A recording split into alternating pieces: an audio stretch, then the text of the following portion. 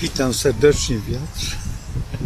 Dzisiaj 17 czerwiec 2023 rok i także króluje królewska wiedza.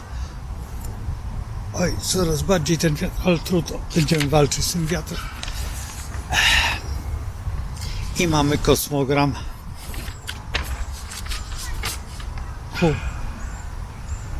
A, nie przedstawiłem się, zapomniałem. Ryszard Borowiecki. Kosmogram polski, a na zewnątrz tranzyt. Bo czasami niektórzy uważają, że nic nie wiem, że nie mówię o zewnętrzu, o jakimś świecie. No akurat nie mam zamiaru. Bliźniętach nie mam zamiaru rozmawiać na temat zewnętrza, jeżeli w tej chwili mamy sytuację samą końcową i w rzeczywistości już jutro rozpoczynamy nów, który reprezentuje znak raka, który jest bardzo charakterystyczny i bardzo ważny, więc także możemy się zastanowić, jak dalej będziemy funkcjonować. Już w nowej rzeczywistości tego znaku, bo znak bliźniąt dopiero pojawi się za rok. Nie chcę już w dniach określać, bo niektórzy chcą bardzo precyzyjnie, ale to mogą sobie w efemerydach odnaleźć, zobaczyć jakie pozycje, plany, takie wszystko, nie mam zamiaru. Na dziś, co jest ciekawego? No przede wszystkim mam tutaj godzinę, żeby nie było, to jest godzina 9:01. Oczywiście ja tutaj mam na horoskop polski, jest zrobiony na Gniezno i to wszystko oczywiście na dziś. I co jest najważniejsze, Słońce ma koniunkcję z MC. No to jest zupełnie normalne, że z medium celi, dlatego że to jest dosyć ważna sytuacja, dlatego że w tej chwili, jeżeli teraz Słońce Polski uderza w MC, to znaczy, że bardzo ważne sytuacje się odbywają. Ja zakończę chwileczkę, dlatego że osoby przechodzą, a nie mam zamiaru tutaj mówić na głośno. Wróćmy do naszej sytuacji i teraz jak to wygląda. Przede wszystkim Słońce Polski jest w kwadraturze z Plutonem. Ja już wiele razy mówiłem, że ta kwadratura zmusza nas do działań stricte na poziomie realizacji planów. Te plany są bardzo istotne, te plany są bardzo ważne. Jeżeli ich nie wykonamy jako tutaj państwo, jako no powiedzmy w tej rzeczywistości, czy też nie wykonają tego planu kosmicznego, będzie bardzo źle, dlatego że Pluton nie jest złośliwy, tylko jest mściwy, bo jest władcą Skorpiona. Miejmy nadzieję, że damy sobie w tym momencie w pewnym sensie radę z tą rzeczywistością, która wokół nas się toczy. Ta rzeczywistość jeszcze ma inne plany. To dopiero będziemy widzieć i wiedzieć za jakiś czas, albo też możemy się w ogóle nie dowiedzieć ze względu na to, że Pluton także skrywa działania swoje. I teraz mamy Księżyc, Trygon, Merkury. No, wiemy o tym, że Merkury już kończy swoją rezydencję, nazwijmy to tak. Nie jest najsilniejszą planetą w tym momencie, już odchodzi w niepamięć, ale jeszcze te kilka godzin zostało jemu i w Trygonie z Księżycem. No wiemy, że Księżyc to społeczeństwo, ale i także te wszystkie historie, które są głęboko gdzieś skrywane. W dodatku jeszcze jedna rzecz jest, że Księżyc jest w opozycji do Wenus, czyli Merkury w Trygonie, a Księżyc w opozycji do Wenus. Twórczość, jaką zawsze Wenus proponuje, dla mnie, ja nie preferuję tej planety ze względu na to, że ona ma zawsze jakieś pomysły i te pomysły nigdy nie są realizowane w tą stronę, którą chciałoby się. Pamiętajmy o tym, że mariaż z niektórymi rzeczami i z niektórymi sytuacjami jest bardzo niebezpieczny, dlatego że te mariaże doprowadzają do sytuacji takiej, że nie widzimy, gdzie uchodzi system pracy, czyli dokładnie gdzie są finanse. Bo finanse to jest system pracy, przecież my funkcjonujemy na jakiejś tam zasadzie, no i to jest właśnie tutaj skrywane w tym cieniu właśnie tej planety, nie planety, a światła, czyli dokładnie Księżyca, i daje to zupełnie inną formę zrozumienia tego wszystkiego. A pamiętajmy jeszcze o jednym, że nasze Słońce jest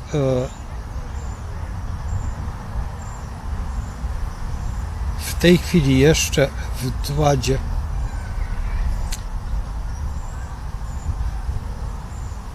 Barana, czyli tym bardziej agresywny, bo Baran jednak jest tą energią w pewnym sensie witalną, ale ta witalność, jeżeli patrzymy na aspekt życia i tej przestrzeni, nie jest zbyt pozytywny. Pozytywne jest wtedy, kiedy jest to w zamkniętym jakimś gronie, a nie otwartym społecznie, bo społecznie trzeba brać pod uwagę, że niektóre działania są odwrotnością tego wszystkiego. To, co ja zawsze tłumaczę, że czasami zapłodnienie jest szczęściem, a czasami jest tragedią. No, w dzisiejszych czasach, jeżeli się tam ma ileś tam potomków, stworzy się tą ilość, no to nawet otrzyma się emeryturę. No, z jednej strony jest to faktycznie bardzo mądre, ale z drugiej strony proszę zwrócić uwagę na poziom tych przyszłych obywateli. No, nie można ulegać tutaj jednoznacznie, ale biorąc właściwie pod większą lupę, no to w takim razie ile można mieć finansów, jeżeli wykształcenie jednego dziecka i zapewnienie na przykład chociażby lekcji prywatnych, gdzie lekcja nie kosztuje najmniejsze pieniądze, czyli gdzieś około 50 zł. I teraz przypuśćmy, ma się 7 dzieci i każdemu dziecku trzeba coś zapewnić, chociażby lekcje muzyki, czy lekcje, czy jakieś korepetycje, cokolwiek. No, nawet można by powiedzieć, że można by było płacić na 2 dzieci. To i tak jest to suma niebagatelna, ale czy jest przyzwolenie to środowiskowe na wydawanie na tak próżne rzeczy jak korepetycje? Dziecko i tak sobie da radę. I dziecko potem ma wielkie problemy. Teraz zapewnić dziecku jeszcze inne rozrywki, chociażby treningi sportowe, tam też są jakieś finanse, nawet niech to będzie 70 zł miesięcznie. To przyglądając się temu okresowi, a 70 zł miesięcznie to jest, przypuśćmy w założeniu, mamy przez 10 miesięcy przypuśćmy tylko szkolnych, tak, czyli 700 zł. Jeżeli to przeliczymy na procenty, to jest niezły wkład w dładę byka, tak, czyli gardła. W znak byka, czyli gardła. Jeżeli patrzymy pod względem tym medycznym, że tutaj gardło to jest byk. No, więc tutaj mamy taki problem dosyć kulturalny. Jeżeli teraz Mars, koniunkcja Uran, no to jest przybliżony coraz większa forma eksmisji, ponieważ Uran jest wolnością i działaniem wolnościowym. Więc te wszystkie działania wolnościowe i te wszystkie marsze, które będą proponowane, które będą działały, te wszystkie funkcje, które są ku rzeczywistości, otwarciu nowych horyzontów, to wszystko, co to teraz będzie się najbardziej działo. Oprócz tego Mars jest jeszcze w trygonie do Saturna. Saturn jest czasem, Mars jest chwilą, więc niezwłoczna chwila, wszystko nagle. I to, co ja zawsze stwierdzę, co nagle, to po diable. I boję się tych nagłych decyzji, dlatego że te nagłe decyzje są na ogół chybione. Nigdy one nie są przemyślane.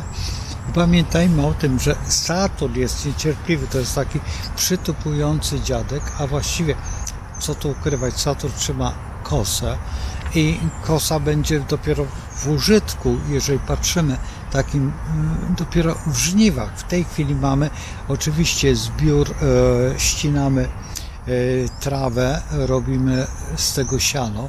Oczywiście, że tak, tylko czy te zwierzęta, które dostaną to siano, czy to nie jest czasami znowuż jakaś tylko iluzja poprzez ekologię i poprzez działanie tam jakiejś pani Szwedki i robienie stata wariata, bo trzeba przyznać, że są ważniejsze elementy jak biologia, jak harmonogram życia, który bardzo ważny jest, i łańcuch pokarmowy, który jest, a to też ten pan który wykołował, że możemy zjadać to, co fruwa w przestrzeni, ma skrzydełka, czyli konsumować zwierzątka to są, tylko to jest grupa,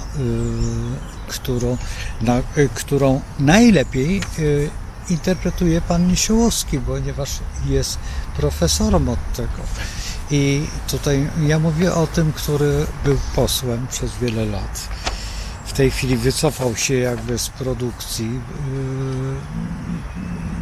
bo też szerzył w pewnym sensie, można by było powiedzieć, rozśmieszał scenę medialną, nazwijmy to, a bliźnięta mamy. Więc możemy mówić o tym i trzeba zakończyć tutaj wszystkie sytuacje. Jowisz sekstylu do Jowisza. Jowisz sekstyl do Jowisza to znaczy, że Jowisz współpracuje z Jowiszem.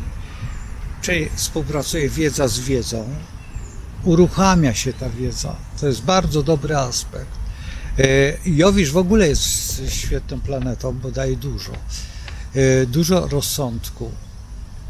Z tym, że pamiętajmy jeszcze o jednej rzeczy, że jeżeli coś się dzieje w tym i korzystamy z tej przestrzeni, która nie jest deklarowana w sposób, nazwijmy, uczciwy, rozpocznijmy od takiej tutaj izolacji słów, więc musimy przyznać, że w tej chwili najbardziej interesujące jest to, co mówi świat wiedzy i nauki.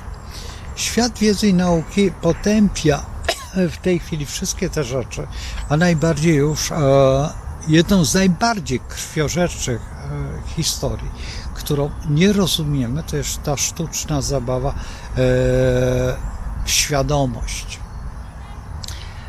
ta świadomość sztuczna jest to, co mówiłem w wczorajszym filmie, czy nawet przedwczorajszym, że jest to człowiek sam sobie pisze dany tekst. I jeżeli patrzymy, że główne informacje mają być przetwarzane i tworzone poprzez działania. Ja dam na swoim przykładzie, że akurat wpisałem siebie jako astrologa. I o dziwo napisałem 3 książki. Możecie to sprawdzić, napisać Ryszard V. Borowiecki, astrolog. Możecie, nie wiem, ja jeszcze nie pisałem astrolog, nie wpadłem na ten pomysł. Astrolog Ryszard V. Borowiecki albo astrolog Ryszard. Nie wpadłem na ten pomysł. Ale ta recenzja mnie się szalenie podobała, bo niektóre rzeczy nawet nie wpadłbym na pomysł tak reprezentować siebie. 3 książki napisałem, wykładam na uniwersytetach. Skąd to się bierze? Dlatego, że Ryszard Borowiecki to profesor Uniwersytetu Jagiellońskiego z Krakowa, o ogromnym dorobku ekonomicznym i zresztą wykładowca mojego, dokładnie tutaj Tadeusza, także Tadeusz był słuchaczem tego oto profesora i zawsze się śmiał, że wpada z jednych zawsze pod parasol jakiegoś Ryszarda Borowieckiego. Ja będąc w Krakowie słyszałem o tym nazwisku, to było ileś lat temu. Możecie sobie sprawdzić w internecie, kiedy miałem. I w gruncie rzeczy pokrywa się to z moją działalnością, bo faktycznie prowadzę wykłady. Sporo tych wykładów. Prowadzę właśnie też w tej ekonomii. Bardzo rzadko, ale prowadzę w ekonomii. Tutaj astrologicznej oczywiście. Nie schodzę z tematu astrologii.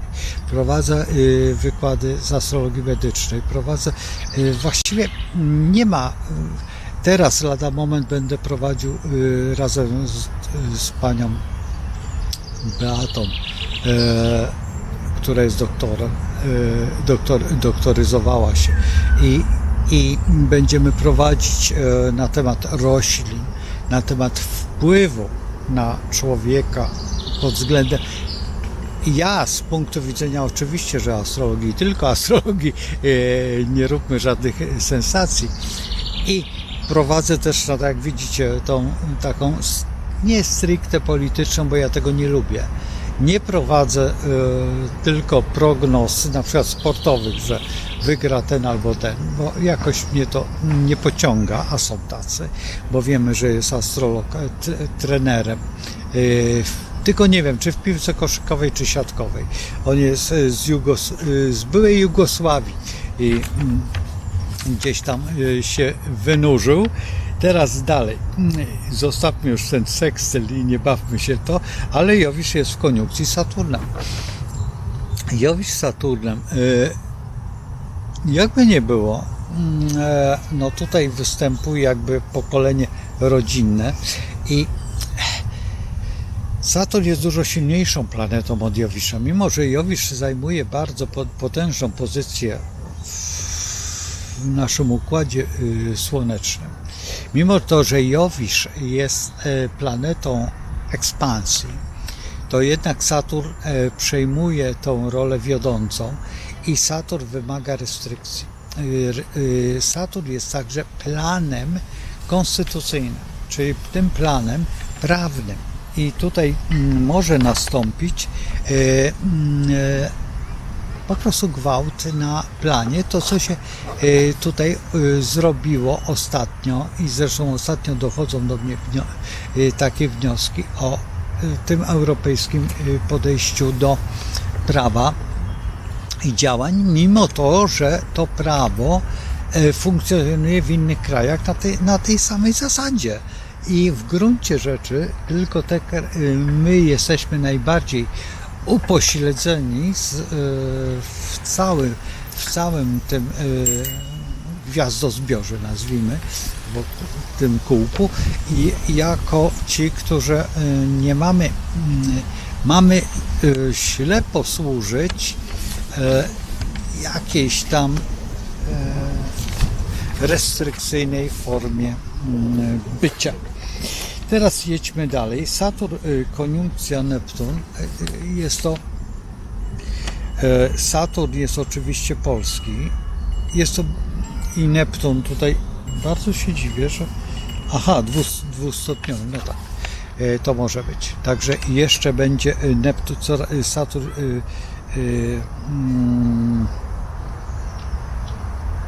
Neptun się będzie zbliżał do tego Saturna, także to jest perspektywiczne. I teraz tak, jeżeli Saturn ma restrykcję, a Neptun w gruncie rzeczy jest ofiarą, ta epoka nasza, którą reprezentuje właśnie znak ryb i władca, jednocześnie Neptun ma taką charakterystykę iluzji też w sobie, ale i także magii. Magii tej, która jest co najciekawsza, że ta magia może być wieloznaczeniowa, dlatego że Neptun jest w wodniku, więc on pokazuje możliwości reprezentacji wolności, ale także iluzji wolności, więc także może reprezentować tą drugą stronę medalu, czyli tą tutaj, i z kolei może być dla nas nie tyle niebezpieczne, co bardziej restrykcyjne, a w dodatku przypomnijcie sobie jedną rzecz, że jedną z najważniejszych rzeczy, jaka jest w świecie naszym żywym, tym biologicznym, to jest woda. I teraz, jeżeli tutaj już wiemy o tym, że o tym mówił, troszeczkę mi uciekło nazwisko, ja zawsze nazywam go Zielony Ludek, człowieczek taki, on miał Adolf na imię, ale jak na nazwisko nie pamiętam, już nie żyje, i w tym momencie rozpoczął swoje historie, o których opowiadał, no dlatego też odszedł.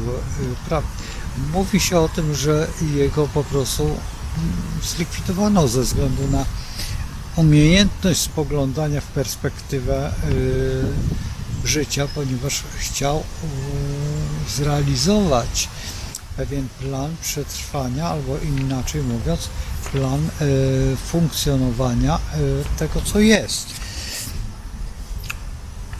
Ale zostawmy. Ucieka mi nazwisko, ale też nie chcę tutaj powiedzieć, bo pamiętajcie o tym, że YouTube ma swoje pomysły. Saturn, sekstyl, Pluton. Saturn jako czas i Pluton jako w pewnym sensie nowatorstwo, Pluton jako ten troszeczkę otwierający nowe horyzonty, nowej myśli, psychologii, nowego otwarcia rzeczywistości, i Saturn, który pokazuje nam walkę ze swoim chociażby ja. I tutaj otwieranie nowych barier. Jest to w pewnym sensie też, ale też odwrotność, czyli postawienie w mentalności społecznej jest na odwrót. My nie chcemy czegoś nowego, my się boimy nowego. Teraz, czy to jest dobre? Jeżeli patrzymy na to, że 3 razy coś powiedziane i kłamstwo staje się prawdą, to jeżeli walka jest z tą prawdą, no to zaczynamy tutaj. Właśnie to jest to. To jest to odwrócenie. Więc w tej chwili mamy dokładnie te medialne. No, proszę Panią, Pani nie może tu usiąść, bo Pani nie ale w jakiej formie szkodzi? Nikt nie potrafi odpowiedzieć tej formy, która jest interesująca nas, czy ze względu na to, że usiadła i tworzy barierę dźwiękową, czy ze względu na to, że jest i tworzy nową rzeczywistość. Czy też dlatego, że ma taką aurę, która jest tą aurą wampirzą. Na przykład ci, którzy wiedzą, o co chodzi. Co to znaczy aura tego typu i na czym polega teraz ta restrykcja świata nieokiełznanego, nazwijmy to tak, ponieważ niektórzy chcą być wolni, a są bezwolni, ponieważ im się wydaje, że są wolni, a są klakierami. Po prostu to, co powiedzą media, tak jest. I mało, że tu występuje świadomość, to jeszcze występuje najgorsza rzecz, że tu jest prawda. I to są osoby na bardzo wysokim poziomie, przypuśćmy, intelektualnym, jeżeli patrzymy. Są to nawet, no trzeba przyznać, gdzie tej iluzji podlegli niektórzy, którzy nazywają się lekarzami. A dzisiaj medycyna, no...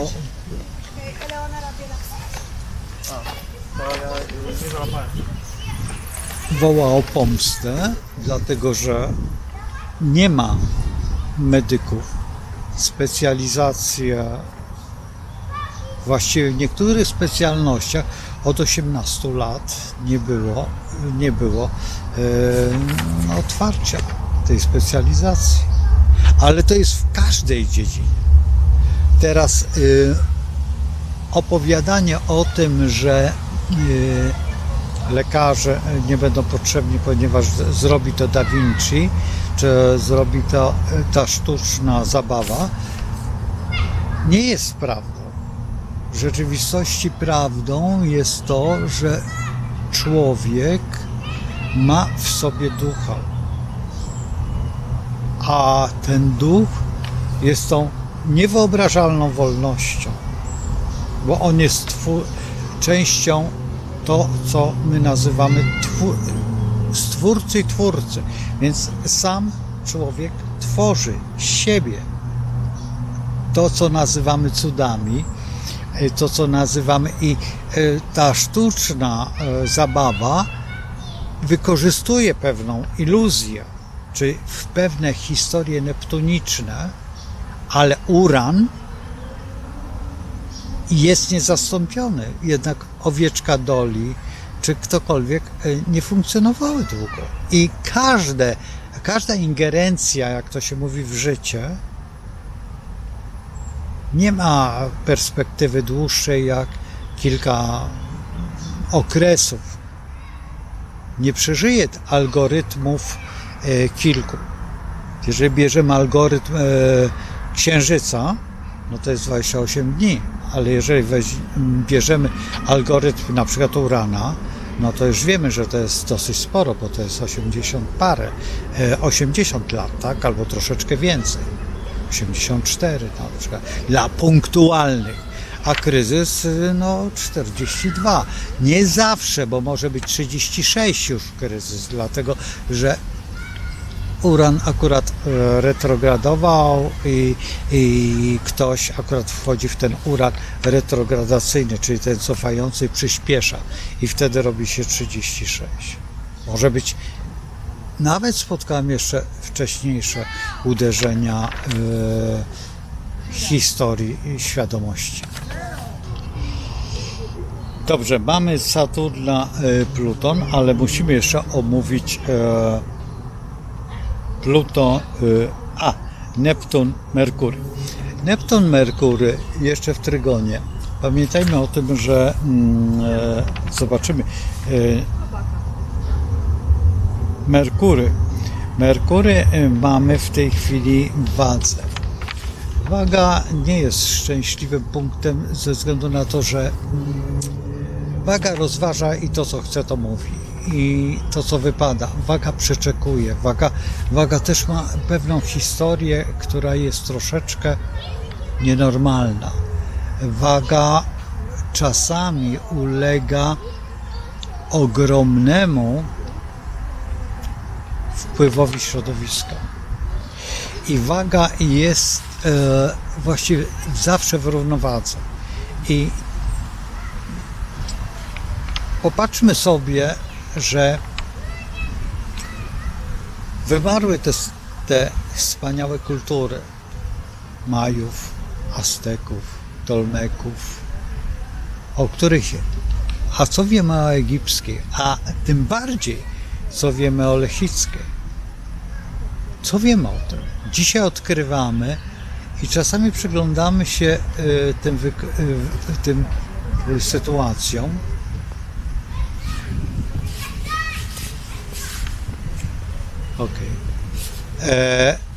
Że to było niemożliwe w tamtych czasach takie zdobycze mieć. A co wiemy o tym? Ukryte gdzieś w zakamarkach historii, świadomości, czyli w wiekach ciemnych, bo tak to nazywamy, jeżeli patrzymy na historię. I tym kończymy. Mówimy o bardzo często niektórzy, którzy są, przypuśćmy, tak zwani nowi i gniewni, że to chrześcijaństwo zniszczyło, z czym się niezupełnie zgadzam, bo wracam do tematu Jasnej Góry i tam poczet władców przedchrześcijańskich. I dlaczego akurat tam, a nie gdzie indziej, kto jest propagatorem tej kultury, ale tą kulturę czasami nie można pokazać, bo no właśnie, był Lelevel, był Hugo Kołłątaj, jeszcze inni, którzy to zniszczyli i teraz możemy powiedzieć, ale Hugo Kołłątaj był... No tak, ale ta reforma, przypomnijcie sobie, jaką gwiazdę nosił i kim był wówczas i do jakiej grupy należał i o co chodziło. I to jest właśnie to. Teraz ktoś powie, że ja plączę. No plączę, oczywiście, że plączę, bo muszę zaplatać, żeby stworzyć ten warkocz, którym tym warkoczem będę mógł smagać świadomość. Bo jeżeli tego nie zrobię, bo teraźniejszość mnie nie interesuje, bo teraźniejszość jest przeszłością. Teraźniejszość, wehikuł czasu cały czas istnieje, bo komuś się coś przypomni i czka tym, co było. Jeżeli nie sprawdzimy tyłów, jeżeli nie sprawdzimy tego wszystkiego, co było, jeżeli mówię tutaj do osoby, która 2 dni temu właśnie zrobiła taki numer, czy tak, 2 dni temu, a wczoraj, dzisiaj właściwie wypuściłem to, czy dzisiaj możecie to odczytać, że muszę patrzeć za granicę, czy jeszcze gdzieś. Nie muszę. Ja żyję tylko na tym podwórku i na żadnym innym. I w tej przestrzeni, która jest. Czy ta przestrzeń jest mała? Nie, ona obejmuje całą Ziemię. Tylko po prostu tu jest to, co tam też jest. I ktoś nie pojmuje jeszcze jednej rzeczy, że jesteśmy wolnymi stworzeniami, bo należymy do świata przyrody, a przyroda zawsze się obroni. Ostatnio rozmawiałem ze znajomym, więc on mówi, pamiętasz, jak był taki okres, że zamknięto właśnie te parki. I tutaj się pokazały sarny, tutaj się pokazały lisy, tutaj pokazały się kuny, tutaj pokazały się ptaki, kaczki w tym parku, na tej małej przestrzeni. Skąd? W centrum miasta jest to park miejski. To, że jesteśmy akurat w Widzewie, ale jest to właściwie ścisły obszar, nazwijmy tej strefy zero. Tutaj jest niedaleko do poczty głównej i chociażby do dworca, tutaj Łódź Fabryczna. Jest naprawdę niedaleko. To jest wszystko w ramach tego, a to jest jedyny dworzec chyba w świecie, który występuje w centrum miasta. Już w tej chwili jest budowana przebicie do kolei i jest to pierwsze przebicie od dawien dawna, czyli od właściwie historyczne przebicie dwóch systemów kolejowych, czyli rosyjskiego i niemieckiego, które były u nas, które funkcjonowały, dopóki nie będzie tego przebicia, to trzeba przyznać, że to jest pierwsze połączenie, bo były jakieś tam połączenia oczywiście kolejowe, ale o tym też kiedyś będziemy rozmawiać, bo to też jest interesujące ze względu na pewne działania, tak jak Łódź, tak jak jedziecie trasą i nagle jedziecie 20 parę minut, czy tak 40 minut do pewnego miejsca, a potem już od tego miejsca pokonujecie bardzo krótki odcinek, bardzo długo. To jest specjalnie zrobione po to, żeby akurat ani łodzianie, ani warszawiacy nie zrobili jakby szybkiego łączenia się, bo większość warszawiaków by wolała mieszkać w Łodzi, co się dzieje w tej chwili prawie nagminnie, dlatego też Łódź stanowi miasto, z którego ja skorzystałem, trzeba przyznać, po zlikwidowaniu mieszkania w Warszawie, które należało do kilkunastu osób. Znaczy nie do kilkunastu, na spadkobierców było kilkunastu. Także tutaj w tym wypadku musieliśmy ustąpić, ze względu na to, że to mieszkanie, gdyby było większe, ono było bardzo dużym mieszkaniem w bardzo dobrym miejscu, ale gdyby było jeszcze większe i moglibyśmy podzielić je na pewne, przypuśćmy małe mieszkanka, to tak, ale to by były wyjątkowo małe mieszkanka, jakbyśmy chcieli podzielić i być zadowoleni z siebie, bo i tak uzgadnialiśmy, kiedy kto będzie w tym mieszkaniu funkcjonował. Także tak to wygląda. Także to jest właśnie takie działanie. Teraz Neptun, sekstyl Wenus. Czy jest to złe, czy jest to dobre? Pamiętajmy, że Wenus jest niższą oktawą Neptuna, a Neptun jest wyższą oktawą Wenus, więc mają te same racje i te same propozycje. I iluzja się miesza z finansami, więc to jest albo zarobisz, albo stracisz.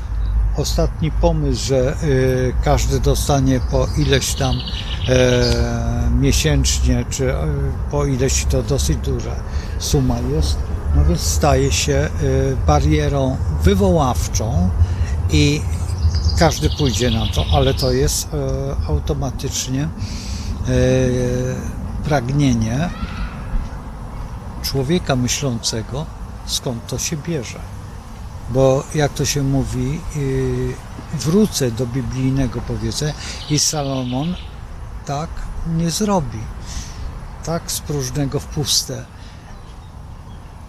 I teraz, jeżeli żyjemy w tej rzeczywistości, to ta rzeczywistość musi być objawiona, a nie zbawiona.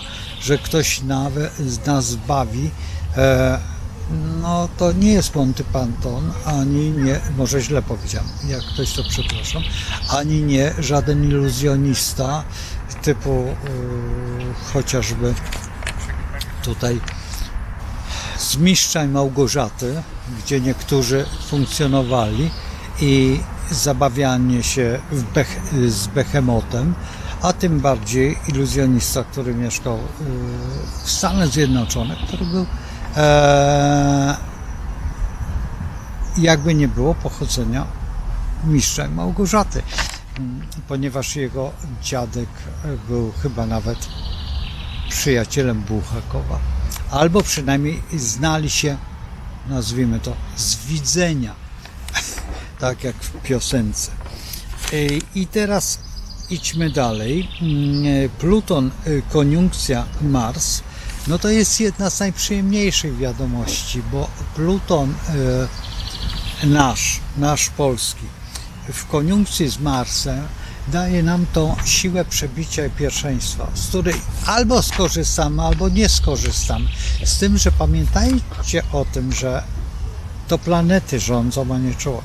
To jest najważniejsza teza, jaką dzisiaj tutaj wypowiadam. Planety rządzą, a nie człowiek. Więc jeżeli nawet człowiek wymyśli coś głupiego, ja mówię o tym człowieku, który jest mniej więcej tego wzrostu, a udaje wielkiego człowieka i próbuje tutaj robić jakąś, nazwijmy to, sanację, co mu się zupełnie nie udaje w żadnym tym, a nie potrafił utrzymać tego najważniejszej rzeczy, Trójmorza, i cały czas nie rozumie jeszcze, nie pojmuje w ogóle tego wszystkiego, co się wokół dzieje, właściwie w tej przestrzeni, która jest dookoła, którą świetnie wyjaśnia astrologia. Świetnie wyjaśnia astrologia. Więc to jest tak. A potem, co tutaj jeszcze mamy? Właściwie to wszystko. I to jest ten plan, który tutaj macie. Zaraz, ja zrobię inaczej, bo będzie dużo łatwiej.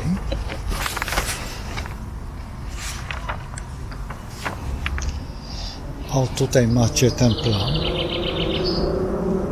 Możecie się przyjrzeć. Tutaj ma... Bardzo się pchają planetki.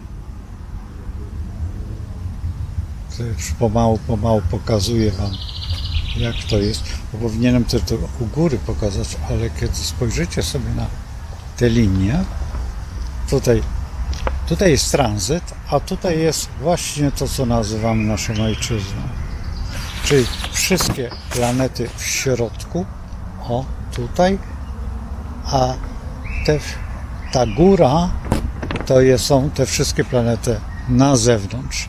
Także macie dokładnie tutaj wejrzenie w to. Przepraszam za to, że tak, ale że tak pokazuję, ale ze względu na szybkość działania, bo oczywiście jak studio powstanie, ja już robiłem te próby tutaj, ale to wszystko wymaga czasu i łączenia. I jeżeli w tej chwili ten film, który trwa 45 minut, ja go będę robił prawie 4 godziny. A więc sobie wyobraźcie, jak szalenie to jest nudne i monotonne. I robię z jednym z najszybszych programów, bo robię to na Vegasie. Vegas jest jednym z najszybszych realizacji łączeń i rzadko kiedy koloruję, rzadko kiedy coś poprawiam, tylko robię tak, jak jest, bo nie mam czasu. Gdybym chciał, to bym mógł tutaj się bawić w kolorystykę, mógłbym się bawić, żeby było pięknie, żeby było ładnie. Wolę to zrobić w offsetce, kiedy będzie studio, kiedy będzie to wszystko. Zostawiam was z tym czasem mniemanym. Już macie odpowiedź na każdy punkt i na każdą chwilę rzeczywistości. Ta rzeczywistość jest taka, jaka jest. Nic nie zrobimy z tym, bo planety zrobią swoje. Jeżeli te osoby się sprzeciwią planetom, to szczerze mówiąc, nie chciałbym się znaleźć w ich skórze. Bo prawa boskie są niezbadane, ale prawa planet stworzył, nie chcę mówić kto, bo już wiecie, to się samo nasuwa. I jeżeli wchodzi w tą grę coś nieczystego,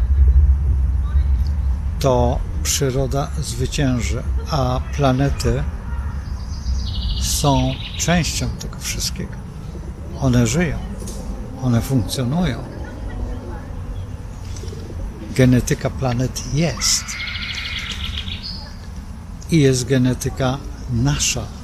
Jest każde zwierzę, każdy organizm na tym świecie ma, A nawet się mówi o tym, że kiedyś rządził krzem, że są te kamienne drzewa, że jest to wszystko, że była taka kiedyś przyroda i golem, a trzeba przyznać, że to był Saturn. To jest Saturn. To są czasy Saturna. Dzisiaj idziemy w inną epokę. Urana i Wodnika.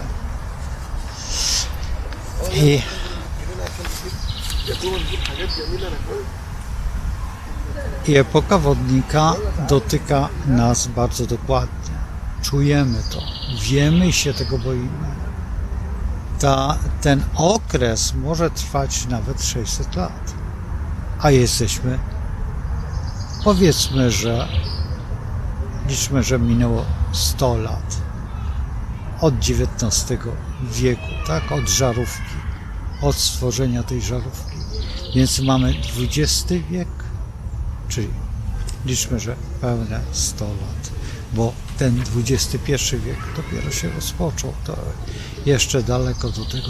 Także mamy jeszcze sporo, żeby powiedzieć, że już jest na pewno epoka Wodnika. Nie wiem, czy doczekają nasze wnuki, czy doczekają nasze prawnuki, ale to będzie.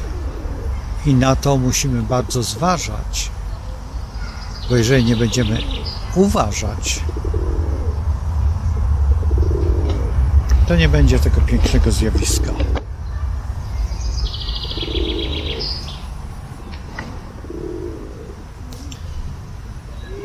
One przejdą do historii.